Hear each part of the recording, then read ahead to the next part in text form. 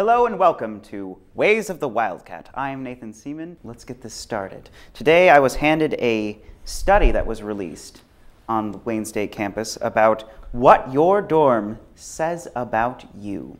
So let's read through these, shall we? All right, according to the study, Anderson is for those jocks that want to live close to the rec, but don't want to have exercise before they get to the rec. Pyle is the ritzy, high class, those snooty students that have their parents paying for everything. Barry, which is split into two sides, the girls' side, their favorite dorm ever. And on the guys' side, smells like a bunch of acts and desperation. So basically acts of desperation. My Heart is next with them being where all the nerds end up, so they're Nerd Heart. They are the most intelligent people on campus, even though they aren't very sociable. Next is Maury, where the future convicts are. Terrace, no one knows because nobody's ever in Terrace. It's like the literal ghost town of Wayne State campus. Bowen is the place where they stick all the future dropouts. All right, that was the study that was released today. How are you doing today, Tyler? Oh, just dandy. Wonderful, dandy. That study you did, really comprehensive stuff. Where'd they get it from? BS, Ball State University? Yep. Okay, that's what I thought. That's great institution. All right. Up next, we have Wayne State's top 10. Here we go. Okay, today's top 10 is. Let's see how many of these.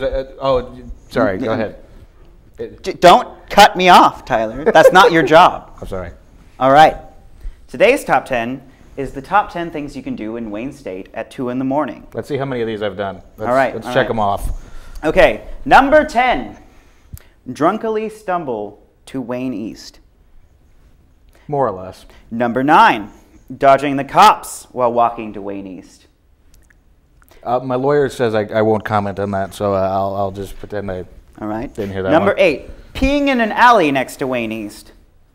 Number 7, vomiting on the cashier at Wayne East. Yep, that one. Mm-hmm. Number 6, calling Wildcat Wheels to take you to Wayne East.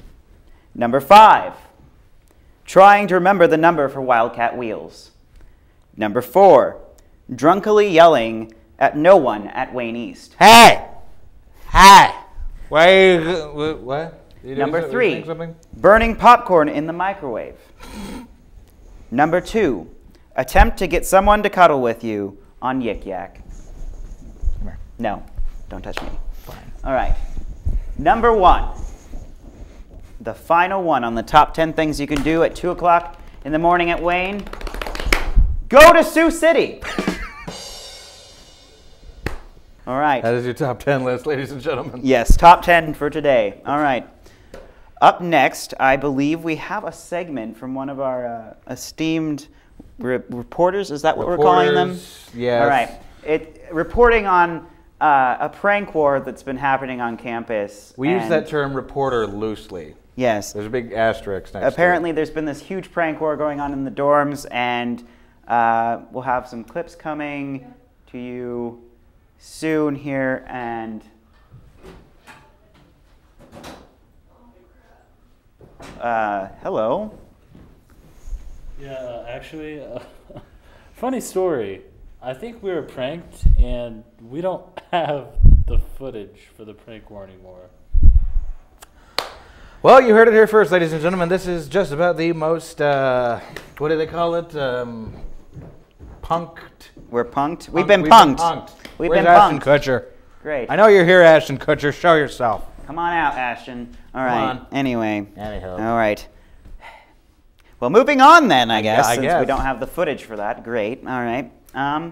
Next up, I believe we had a documentary that was found on the campus. Yeah, it was interesting. We went through some of the old archival footage of Wayne State, and we found there was this wonderful documentary, the World War II era, about the same time, that depicts the Bowen Wind Tunnel. The Bowen Wind Tunnel. Yes, Bowen Wind Tunnel. All right. All right. So let's. We'll dive into the archives. Yes. Here. Let's watch this. This is quite Here's gold. the clip.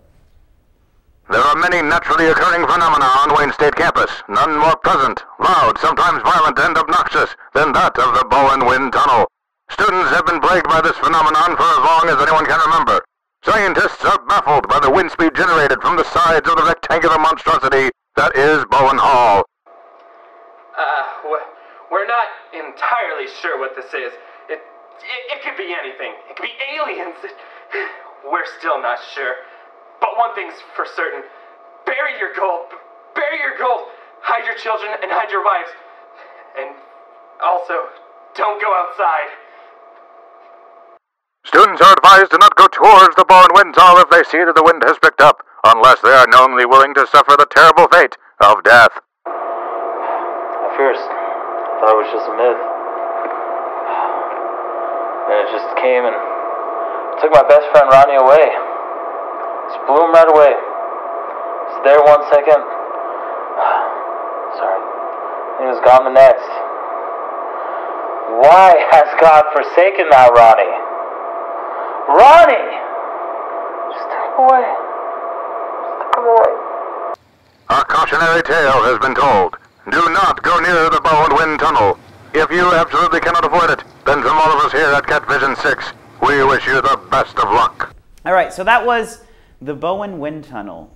And I believe our next report that we have on here actually comes from one of our close friends, Reagan, and she has put this little report together about how one of the Wayne State traditions is being misrepresented on campus in the cafeteria. It is. It's so horrendously, egregiously misrepresented. So let's take a look at this report. Yes. All right. It was an average day. I got out of class, went to lunch. I'd just finished taking a really hard test, so I was glad for the break, and plus my stomach was so empty. I hadn't had breakfast, so I was getting a pretty good amount of food, had my arms all loaded up with food. And I went to grab my drink, and I was going to go sit down, and then I dropped it! It clattered to the floor really loudly. It echoed through the entire cafeteria. That's when it happened. Everyone started clapping, making fun of my human errors. I never expected college students to do something like that. It was so mean! How could such a thing be allowed? What did I ever do? It could have happened to anyone. I've never been so embarrassed. Wait. They aren't making fun of you. This is a Wayne State tradition. Clapping when people drop things is not an action with malicious intent. It is meant rather to celebrate human imperfection. We've all been there before. We've all dropped things. Rather than feel bad or embarrassed about it, the student body wants to bring attention and congratulate the little mishaps we all make, and let you know that it's okay. We still love and appreciate you as a fellow Wildcat, even if you do drop your cup. Because all of those people clapping have dropped a cup too. It's something we have in common, along with being fellow students. So let's keep the tradition alive. Take pride in being who you are, even when you mess up. Take a bow, the crowd is cheering. Standing ovation for you, for trooping through your day, despite the hiccups and stumbles. That is what the tradition is all about. So that was Reagan's report on clapping in the gag. So before we go into... You can't say that word. You got to remember, you can't say that word. Clapping in the gag? I can talk about clapping in the gag. The thing that we can't talk about is the next segment, my friend. Oh. We can't say... It's a word... We use this word every day, but we are not supposed to be able to say it. It's a word that all students at Wayne State know, and that word is gag. That's right. This word is just not good, apparently, for all of the workers in the gag. Apparently. The cafeteria, sorry. So we have brought in a person from the cafeteria to explain this to us. Good morning, Susan. Good morning. For those of you in our audience, your ears do not deceive you. We have manipulated Susan's voice, so it's not to give Susan's identity away. Identity. Now, Susan, tell me, what is so offensive about the word gag? Well, Nathan, I'll tell you what's so offensive about the word gag. See, when I was just a small child, I was what we call now a geek. I'm sorry, Susan. Did you say when you were a small Child. That's right, that's right. When I was a small Child. I was referred to as a geek. You see, I love this show called, I don't know if you guys know what this is, it's called Star Wars. It's an indie film, not a lot of people know about it. I'll understand, we'll talk about that later. But I used to go around with this lightsaber, that's what they used in the film, this lightsaber, and just show my friends, and everyone called me a geek. And they termed the phrase, geeks are gross, or gag for short, which is very inoffensive because I took a shower twice a week. I even made sure that it was on the same day. Susan. Yes. You're not making any sense. You're not. We're talking about the cafeteria and calling it gag. Cafeteria? Yes, the cafeteria here on campus. The one that you work in? Oh, yes. We call that I gag. recall that, We I were recall wondering that. why the word gag is offensive in that context. Oh, yes. Well, going off of that, it is very offensive because the students at Wayne State College started phrasing this term, geese aren't good. Geese aren't good, and I find that geese very delicious. Why, I tried bringing geese to the cafeteria once, and sure, there was a little buckshot in there, but I thought it was delicious.